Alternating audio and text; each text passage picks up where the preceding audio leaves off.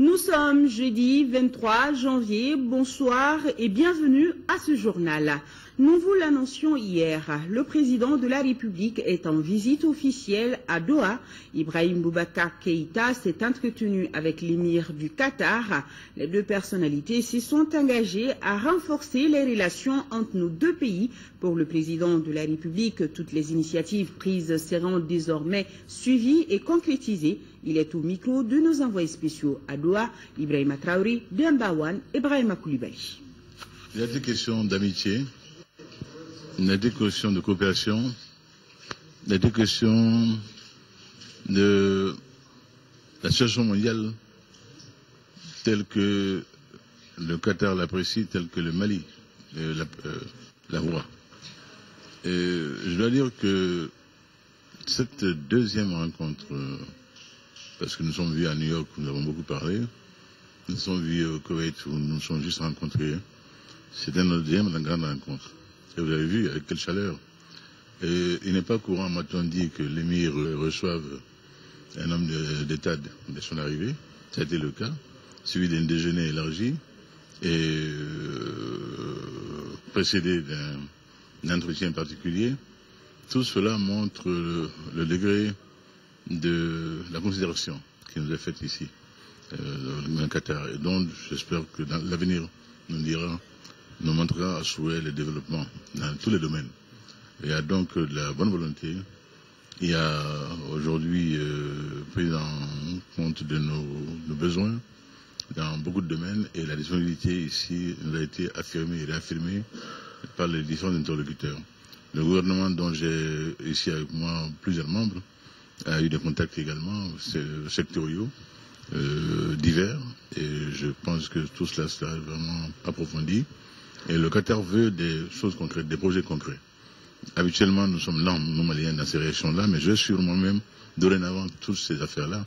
On n'est pas en train de faire du tourisme, on ne se bat pour le Mali et j'entends que ceux que nous engageons soient suivis des faits. Il n'est pas question de dormir à Bamako. Au retour, il faut que des projets bien ficelés soient présents dans la partie qatari, qui ne demande que cela. Donc nous le ferons, Inch'Allah. Le Qatar sera toujours aux côtés du Mali pour l'aider à sauvegarder son intégrité et son unité nationale. Ces propos sont du ministre qatari de la Défense. Ces derniers a eu un tête-à-tête avec le chef de l'État. Leurs échanges ont essentiellement porté sur le renforcement de la coopération sécuritaire entre les deux pays. Retrouvons nos envoyés spéciaux à Doha. Le Mali et le Qatar décident de renforcer leur coopération en matière de défense et de sécurité. Le sujet a fait l'objet d'un long tête-à-tête entre le président de la République et le ministre qatari de la Défense. Les deux pays entendent mettre en œuvre très vite un programme proposé par le président Ibrahim Boubacar Keïta. Le but est d'accompagner le Mali à sauvegarder l'intégrité et l'unité nationale du pays. Et pour cela, l'engagement du Qatar ne fera pas défaut, rassure Ahmad Bin Ali Attia, ministre qatari de la Défense. Nous sommes très heureux de constater que M. le Président de la République a une vision très sage et à long terme par rapport à ses ambitions pour le Mali et par rapport à la présence du Mali sur l'arène internationale. C'est source de réconfort pour nous. Donc, au rang des toutes premières priorités chez M. le Président de la République, nous avons noté son souci de préserver à tout prix l'unité nationale, en parvenant à la réconciliation, mais aussi de faire respecter et pour toujours l'intégrité territoriale et la souveraineté de la République du Mali, mais aussi le développement de son économie. Sur la base des entretiens en tête-à-tête que son Excellence, Monsieur le Président de la République, a eu avec son Altesse l'émir, des instructions très fermes et des orientations ont été données par rapport au mécanisme et au chronogramme de travail à réaliser en vue de venir en aide à nos frères du Mali. Et ce pour renforcer et consolider la relation d'amitié et de fraternité qui lie le peuple du Mali à celui du Qatar. Donc nous avons reçu des instructions fermes, des orientations de son Altesse l'émir, afin que nous tendions la main à nos frères du Mali et que nous acceptions aussi la main tendue et voir dans la limite de nos moyens toutes les voies possible et susceptible de booster cette relation et cette coopération entre les deux pays. Donc nous avons été honorés de recevoir M. le Président de la République ce matin pour enclencher déjà la mise en œuvre du programme tel que conçu et dont l'orientation a été fixée, je vous disais hier, par son Altesse l'Émir par rapport au Mali. Les discussions se sont poursuivies autour d'un déjeuner offert au président et à sa délégation par le ministre qatari de la Défense. La rencontre s'est achevée par un échange de cadeaux entre les deux délégations. Et toujours au Qatar, jetons à présent un coup d'œil sur les activités de la première dame. Accompagnée de 3 membres du gouvernement, Keïta Aminata Maïga s'est rendue de nouveau à la Qatar Foundation, ceci pour une séance de travail. Ndeye Sissoko, Idrissa Traoré était de la visite. 3 ministres ont pris part à la deuxième rencontre entre l'épouse du président de la République et la Qatar Foundation. Il s'agit du ministre de l'Emploi et de la Formation professionnelle, celui du Travail et des Affaires sociales et humanitaires et le ministre délégué chargé de l'élevage, de la pêche et de la sécurité alimentaire. La présence de ces membres du gouvernement à cette séance de travail n'est pas fortuite, puisque la Fondation du Qatar compte axer son intervention au Mali dans le domaine de la formation professionnelle en construisant des centres de formation, dans l'humanitaire en finançant certaines actions et dans l'agriculture à travers le projet Ferme Pilote pour les jeunes.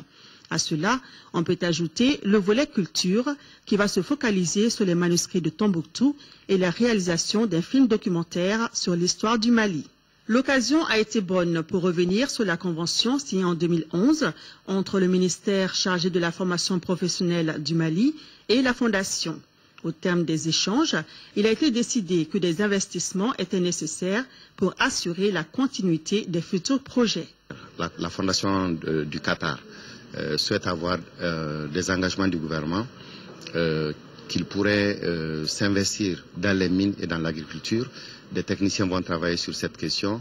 Il y aura une convention qu'on va signer également pour définir clairement dans quelle mesure ces investissements vont être faits dans ce domaine-là et quelles facilités on va accorder à Qatar Foundation qui s'engage à financer donc, à assurer la pérennité des investissements qu'ils vont faire dans les secteurs que j'ai cités. Ce que nous allons faire déjà, c'est d'écrire à la Fondation du Qatar pour leur donner des assurances qu'elle peut effectivement investir dans les secteurs des mines et de l'agriculture, bien sûr dans les secteurs sociaux également. Le ministre du Travail et là, nous avons parlé de ces questions-là. Donc nous allons leur écrire pour leur dire que nous donnons notre accord de principe et sur cette base-là, ils vont déjà débloquer un premier financement de 2 millions de dollars. L'épouse du chef de l'État, de son côté, aura joué son rôle pour permettre à la coopération de repartir de plus belle. Je pense qu'on a beaucoup avancé par rapport à cette convention qui a été signée en 2011. Je suis très satisfaite parce que bon, je jouais un peu mon rôle, c'est de mettre en contact les départements, parce que hier j'ai bien dit que je ne peux pas me substituer au département et je crois que le fait que les ministres intéressés par cette convention soient là, je pense que c'était une très bonne chose et on a abouti à quelque chose de concret. Reste en effet le suivi des actions entreprises pendant le séjour qatari, afin de les rendre effectives sur le terrain pour le bien-être des populations maliennes. Notons que l'épouse du président de la République a pris part au déjeuner offert par son Altesse Sheikha Moza bint Nazer, première dame du Qatar. Je vous signale aussi l'ouverture ce jeudi 23 janvier 2014 à Abidjan d'une réunion extraordinaire du Conseil des ministres des pays membres de la Communauté économique des États de l'Afrique de l'Ouest. Cette réunion a pour but d'examiner le projet de réforme de l'institution dans la droite ligne des recommandations de la 43e session ordinaire du Conseil des ministres de la CEDEAO tenue à Abuja en juillet 2013, nous signale Kone Oulematou Diallo. Ici à Bamako, ouverture ce matin du Forum national sur la corruption et la délinquance financière au Mali, initié par la primature à l'intention des structures et départements impliqués dans la gestion des affaires publiques. Ce forum vise essentiellement la mise en œuvre effective des recommandations des États généraux sur le phénomène. Tenez-vous bien, l'État malien perd près de 50 milliards de francs CFA par an du fait de la corruption. Les explications de Idrissa Kamara. Le rapport annuel 2012 du Bureau du vérificateur général indique que l'État du Mali a perdu